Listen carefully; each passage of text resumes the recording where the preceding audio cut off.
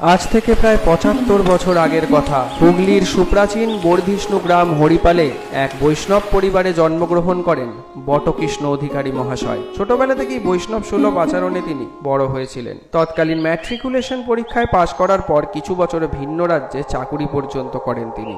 তারপর ভাগ্যচক্রে আবারও তিনি গ্রামে এসে চাষাবাদ শুরু করেন এবং বিবাহ সূত্রে আবদ্ধিত হন আঙুরবালা দেবীর সাথে। কিন্তু সংসারে তার মতিগতি কোনোদিনই ঠিক ছিল না। তিনি মাঠে ঘাটে শ্মশানে ঘুরেই বেড়াতেন। এরকম কিছু বছর চলার পর একদিন শ্মশানের মাঠে গরুর খোঁটা বাঁধতে বাঁধতে এক সাদা বস্ত্র পরিহিত অজানা সন্ন্যাসীর সাথে তিনি পরিচিত হন এবং গুপ্ত অবস্থায় তার দীক্ষা হয়। একদিন তিনি শ্মশানে সাধনায় মগ্ন ছিলেন। হঠাৎ সেখানে স্বয়ং মা কালী আবির্ভূত হয়ে তাকে বলেন যে তিনি যেন মা কালীর মন্দির প্রতিষ্ঠা করেন। কিন্তু কুলীন বৈষ্ণব পরিবারে থেকে মা কালীর মন্দির প্রতিষ্ঠা করা চারটিখানি ব্যাপার নয়। তৎকালীন সমাজের বড় মাথারা বাধা সৃষ্টি অবধি করেন। একদিন মন খারাপ নিয়ে তিনি শ্মশানে সাধনা করছিলেন। হঠাৎ তিনি দেখতে পান তার সামনে আবির্ভূত হয় স্বয়ং মা কালী ও স্বয়ং শ্রীকৃষ্ণ। উভয় সাধক বটকৃষ্ণ বাবুকে বলেন, তোমরা যে আমাদের ভেদ জ্ঞান করছো, আমরা এক এবং অভিন্ন, দেখবে? তখন সাধকের সামনে মা কালী ও শ্রীকৃষ্ণ দুজনে এক শরীরে মিলিয়ে গিয়ে এক সবুজ বর্ণের দেবী রূপ ধারণ করেন